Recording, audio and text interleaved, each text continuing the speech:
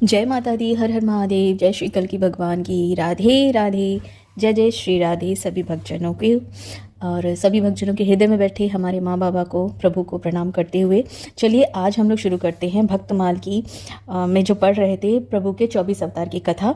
Next हम लोग चलते हैं, मूव करते हैं श्री नरसिंह अवतार की।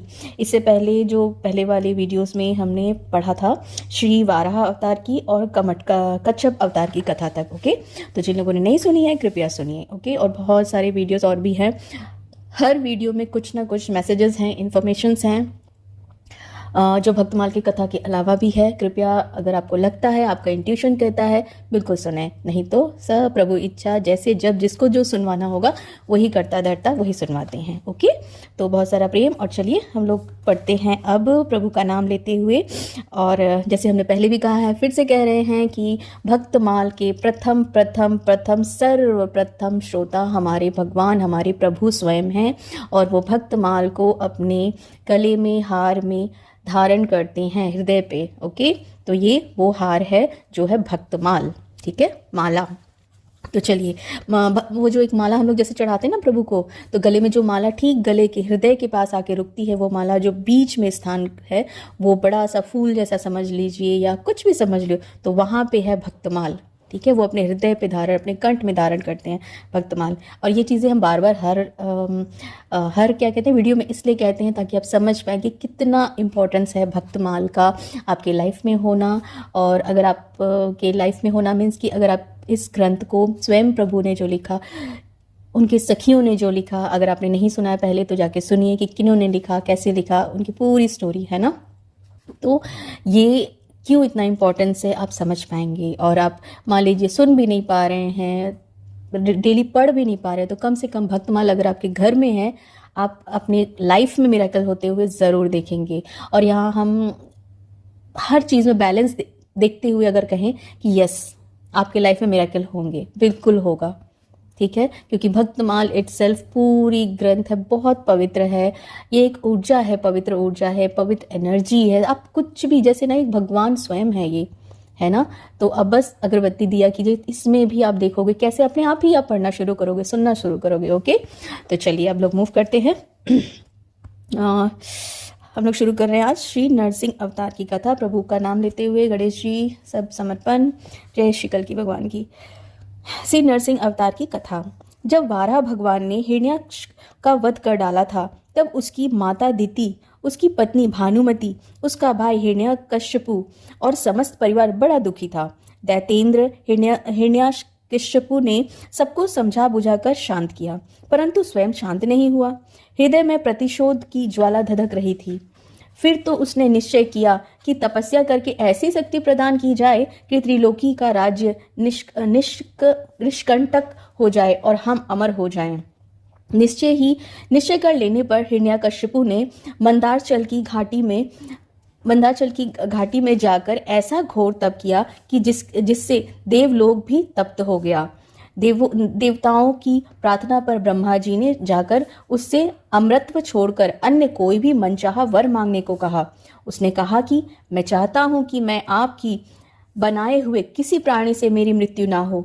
भीतर बाहर, दिन में रात में, आपके बनाए हुए प्राणियों के अतिरिक्त और भी किसी भी जीव से, अस्त्र शस्त्र से, पृथ्वी आकाश में कहीं भी मेरी मृत्यु ना हो। युद्ध में कोई भी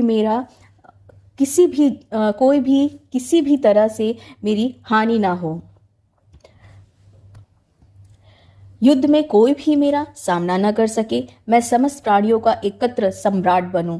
इंद्र आदि समस्त लोकपालों में जैसे आपकी महिमा है, वैसे ही मेरी हो। तपस्वी और योगेश्वरों को जो अक्षय ऐश्वर्य प्राप्त होता है, वही मुझे भी दी जाए। ब्रह्मा जी ने एवमस्तु कहकर उसके मांगे वर को उसको दे दिया। वह अपनी चतुराई पर बड़ा ही प्रसन्न हुआ कि मैंने ब्रह्मा को भी ठग लिया। उनके न चाहने पर भी मैंने युक्ति से अमृतत्व का वरदान ले ही लिया। यह जीव का स्वभाव है, वह अपनी चतुराई से, चतुरानकी कौन है, भगवान को भी धोखा देने का प्रयत्न करता है। वैसे ही हिरण्याकश्यपु ने भी अपने समझ से मृत्यु का दरवाजा बंद ही कर लिया था, किंतु भगवान ने जब चाहा तो खोल ही लिया। चलिए इसलिए कहते हैं ज़्यादा चालाकी नहीं, जितने साधारण बनिए, सरलता बनिए, प्रभु सब देखते हैं वो। तो बस प्रभु का नाम बस जपते जाइए, भजते जाइए, वो सब सब सब संभाल लेते हैं। तो प्रभु नरसिंह जी की जय, है ना। चलिए आगे पढ़ते हैं। वर प्राप्त करके उसने संपूर्ण दिशाओं, तीनों लोकों तथा देवता, असुर, नर, गंधर्व, गरुण, सर्प, सिद्धि, चरण, विद्याधर, ऋषि, पितृगणों की अधिपति, मनु, यक्ष, राक्षस, पिशाचपति, भूत प्रेतों के नायक तथा संपूर्ण जीवों के स्वामियों को जीत कर अपने वशीभूत कर लिया। इस प्रकार उस विश्वजीत असुर ने अपने पराक्रम से संपूर्ण लोकपालों के स्थान छीन लिए, स्वयं इंद्र भवन में रहने लगा। उसने दैत्यों की आज्ञा दी कि आजकल ब्राह्मणों और क्षत्रियों की बहुत बढ़ोतरी होती गई है। जो लोग तपस्या, व्रत, यज्ञ, स्वाध्याय, दान आदि शुभ कर्म कर रहे हैं, उन सबको मार डाला जाए, क्योंकि विष्णु ही जड़ है। द्वितीय जो को कर्म, धर्म और वही धर्म का परम आश्रय है। यानी कि विष्णु जी ही एक ही वही चीज़ है जो सबके जड़ हैं, मूल हैं। उन्हीं की सब पूजा आराधना कर रहे हैं। तो जो कर रहा है सबको भाई खत्म किया जाए। ठीक है। दैत्य ने जाकर वैसे ही किया, दैत्यों ने। परंतु जैसे त्रिलोक में इस प्रकार धर्म का नाश किया जा रहा था, वही हिरण्यकश्यपु के पुत्र में प्रहलाद जी जन्म से ही भगवत भक्त थे। 5 वर्ष की अवस्था में वे अपने पिता को भगवत भक्ति का पाठ सुना रहे थे। पुत्र को अपने शत्रु विष्णु का भक्त जानकर उसने यह निश्चय कर लिया कि यह अपना शत्रु है जो पुत्र रूप से प्रकट हुआ है, अतः उसे मार डालने की आज्ञा दी। पर दैत्यों के सब प्रयोग व्यर्थ हुए। तब हिरण्यकश्यपु बड़ी चिंता में पड़ा। उसने उन्हें बड़े बड़े मत वाले हाथियों से कुचलवाया, विषधर सर्पों से डसवाया, तृतीय राक्षसी उत्पन्न कराई थी, प्रहलाद को खा लेने के लिए पहाड़ों से नीचे गिरवाया, सांबर सुर से अनेक प्रकार की माया का प्रयोग करवाया, विष दिलवाया, दहकती आग में प्रवेश करवाया, समुद्र में डुबाया, इत्यादि अनेक उपाय किए मार डालने के लिए। क्या नहीं किया, पर उनका बाल भी बाका नहीं हुआ। गुरुपुत्रों की सलाह से वे वरुण पास से बांध कर रखे जाने लगे कि कहीं भाग न जाए, और गुरुपुत्र इन्हें अर्थ, धर्म और काम की शिक्षा देने लगे। छुट्टी के समय प्रहलाद जी ने समय व्यवस्था असुर बालकों को भगवतिका का स्वरूप बताया, जिसे सुनकर सब सहपाठी असुर बालक भगवनिष्ठ हो गए। यह देखकर पुरोहित ने जाकर सब हाल हिरण्यकश्यपु से कहा। सुनते ही उसका शरीर क्रोध के मारे थर थर कांपने लगा, और उसने प्रहलाद जी को अपने हाथ से मार डालने का निश्चय किया। उन्हें बुलाकर बहुत डांटा, झिड़काया, डांट पीट लगाई, पूछा कि तू किसके बल पर मेरी आज्ञा का विरुद्ध काम करता है। प्रहलाद जी ने उसे सर्व आत्मा, सर्वशक्तिमान भगवान के स्वरूप का उपदेश दिया। वह क्रोध से भरकर बोला, देख, वह तेरा जगदीश्वर कहाँ है? अच्छा, क्या यहाँ है? क्या कहा? वह सर्वत्र अत्र है, तो इस खंबे में क्यों नहीं दिखता है? अच्छा, तुझे इस खंबे में भी दिखता है? मैं अभी तेरा सिर अलग करता हूँ, देखता हूँ तेरा वह हरि तेरी रक्षा कैसे करता है। वह मेरे सामने आए तो सही। इत्यादि कहते कहते जब वह क्रोध को संभाल न सका तो सिंहासन पर खड़ग लिए कूद पड़ा, और प्रहलाद जी ने यह कहते ही कि हाँ, वह खंभ में भी हैं। उसने बड़े जोर से खंभ को एक घूंसा मारा। उसी समय खंभ से बड़ा भारी शब्द हुआ। घूंसा मारकर वह प्रहलाद जी को मारने के लिए झपटा था, परंतु उससे अपूर्व घोर शब्द को सुनकर वह घबरा कर देखने लगा कि शब्द करने वाला कौन है। इतने में उसने खंभ से निकले हुए एक अद्भुत प्राणी को देखा। वह सोचने लगा, आहो, यह ना तो मनुष्य है न सिंह है, फिर यह नरसिंह में कौन अलौकिक जीव है। वह इस अधेड़ बुन में लगा हुआ था कि उसके बिल्कुल सामने नरसिंह भगवान खड़े हो गए। भगवान उससे बड़े देर तक खिलवाड़ करते रहे। अंत में संध्या समय उन्होंने बड़े उच्च स्वर से प्रचंड भयंकर अट्टहास किया उस जिससे उसकी आंखें बंद हो गईं। उसी समय झटपट भगवान ने उसे पकड़कर राजसभा के द्वार की डोरी पे लाकर अपनी जांघा पर गिराकर अपने नाखों से उसके पेट को चीर कर उसे मार डाला। तो बोलो नरसिंह भगवान की जय, बोलो प्रहलाद जी की जय। जय जय श्री राधे। चलिए एक और पढ़ लेते हैं हम लोग, श्री वामन अवतार की कथा भी पढ़ लेते हैं। ओके, भगवान की कृपा से देवताओं की विजय हुई। स्वर्ग के सिंहासन पर इंद्र का अभिषेक हुआ, परंतु अपनी विजय के गर्व में देवता लोग भगवान को भूल गए, विषय परायण हो गए। इधर हारे हुए दैत्य बड़ी सावधानी से अपना बल बढ़ाने लगे। वे गुरु शंकराचार्य जी के साथ साथ समस्त भृगुवंशी ब्राह्मणों की सेवा करने लगे, जिससे प्रभावशाली भृगुवंशी अत्यंत प्रसन्न हुए। दैत्यराज बलि से उन्होंने विश्वजीत यज्ञ करवाया।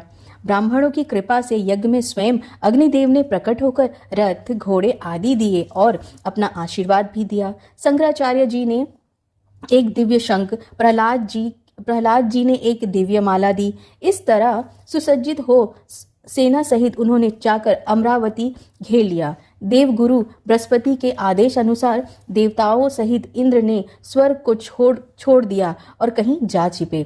विश्व विजयी हो जाने पर भृगुवंशियों ने बलि से 100 अश्वमेध यज्ञ कराए। इस तरह प्राप्त समृद्ध राजलक्ष्मी का उपभोग वे बड़ी उदारता से करने लगे। अपने पुत्र का ऐश्वर्य राज्य आदि छिन जाने से माता अदिति बहुत दुखी हुई। अपने पति कश्यप जी के उपदेश से उन्होंने पयोव्रत किया। भगवान ने प्रकट होकर कहा कि ब्राह्मण और ईश्वर बलि के अनुकूल हैं, इसलिए वे जीते नहीं जा सकते। मैं अपने अंश रूप से तुम्हारा पुत्र बनकर तुम्हारे संतान की रक्षा करूंगा। इतना कहकर भगवान अंतर्ध्यान हो गए। फिर भद्रपद शुक्ल द्वादश को महान काल में अभिजीत मुहूर्त में भगवान विष्णु महर्षि कश्यप के अंश द्वार अदिति के गर्भ में प्रकट हुए और कश्यप अदिति के देखते ही देखते उसी शरीर से वामन ब्रह्मचारी का रूप धारण कर लिया। ठीक वैसे ही जैसे कोई नट अपना भेष बदल ले और भगवान को वामन ब्रह्मचारी के रूप में देखकर महर्षि बड़ा आनंद हुआ। उन लोगों ने कश्यप प्रजापति को आगे करके उनके जात कर्म आदि संस्कार करवाए। जब उनका उपनयन संस्कार होने लगा तब सूर्य ने उन्हें गायत्री का उपदेश दिया। बृहस्पति ने यज्ञोपवीत और कश्यप ने मेखला दी। पृथ्वी ने कृष्ण मार्ग चर्म, वनस्पतियों की स्वामी चंद्रमा ने दंड, माता अदिति ने कौपनी उत्तरीय वस्त्र, आकाश के अभिमानी देवताओं ने छत्र, ब्रह्मा ने कमंडलू, सप्त ऋषियों ने कुश, सरस्वती ने रुद्राक्षी की माला समर्पित की, कुबेर ने भिक्षा पात्र और साक्षात जगन माता अन्नपूर्णा भिक्षा दी। इस प्रकार उनकी ब्रह्मचर्य दीक्षा पूर्ण हुई। उसी समय भगवान को सुना कि सब प्रकार के सामग्रियों से संपन्न यशस्वी बलि भृगुवंशी ब्राह्मणों के आदेश अनुसार बहुत से अश्वमेघ यज्ञ कर रहे थे। तब उन्होंने वहां के लिए यात्रा की। राजा बलि नर्मदा नदी के उत्तर तट पर भृगुकक्ष नामक क्षेत्र में भृगुवंशियों के आदेश अनुसार एक श्रेष्ठ यज्ञ अनुष्ठान कर रहे थे। ठीक उसी समय हाथ में छत्र, दंड और जल से भरा कमंडलू लिए वामन भगवान ने अश्वमेघ यज्ञ के मंडप में प्रवेश किया। वे कमर में मुंजक की मेखला और गले में यज्ञोपवीत धारण किए हुए थे। बगल में मृग चर्म जटा सिर पर थी। राजा बलि ने स्वागत वाणी से उनका अभिनंदन किया और चरणों की पखार कर चरणों की तीर्थ को मस्तक पर रखा। फिर बटु रूपी धारी भगवान बोले, ब्राह्मण कुमार, ऐसा जान पड़ता है कि आप कुछ चाहते हैं। आप जो कुछ चाहते हैं अवश्य ही वह सब आप मुझसे मांग लीजिए। भगवान के प्रसन्न होकर बलि का अभिनंदन किया और कहा, राजन, आपने जो कुछ कहा वह धर्ममय होने के साथ साथ आपकी कुल परंपरा का अनुरूप है। फिर यह कहकर उन्होंने बलि के पूर्वजों का यशोगान किया। बलि के पिता विरोचन की उदारता, पितामह प्रहलाद की भक्ति निष्ठा, पितामह हिरण्याकश्यपु की हिरण्याक्ष के अमित पराक्रम की प्रशंसा की और बोले, मैं केवल अपने डग से 3 डग पृथ्वी चाहता हूँ। बलि जी हंसने लगे। जथा दरिद्र विबुध तारुपाई, बहु संपत्ति मांगत सकुचाई। वह हाल पाक आपका है। भगवान ने कहा, नहीं, कम मांगने में दरिद्रा हेतु नहीं है, संतोष हेतु है। यथा गौ धन, गज धन, बाजी धन और रतन धन खान, जब आवे संतोष धन, सब धन धुर समान। कितना सुंदर है ना कि जब हमें सेटिस्फैक्शन एक आ जाती है अपने अंतर आत्मा से, एक सेटिस्फाई होने लगते हैं कि एक संतोष, सेटिस्फाई मतलब एक तृप्ति, संतोष, थोड़े में ही जब खुश रहते हैं तो वो सबसे बड़ा धन होता है। प्रभु यहाँ पे ये बता रहे हैं, संतोष। यस। बलि ने कहा, अच्छा 3 पग लेना है तो मेरे दैत्यों के पग से लीजिए। देखिए 1-1 योजन के इनके पांव हैं, भगवान भी पूरे हठी हैं। बलि कहते हैं कि जो उनके दैत्य है वो लोग बड़े बड़े, क्योंकि भगवान जी तो बहुत छोटे से बन के आए थे और दैत्य लोग बहुत बड़े बड़े थे, तो बोलते हैं कि उनके पैर से पैर नपवा लीजिए। तब भगवान बोलते हैं, नहीं रुको।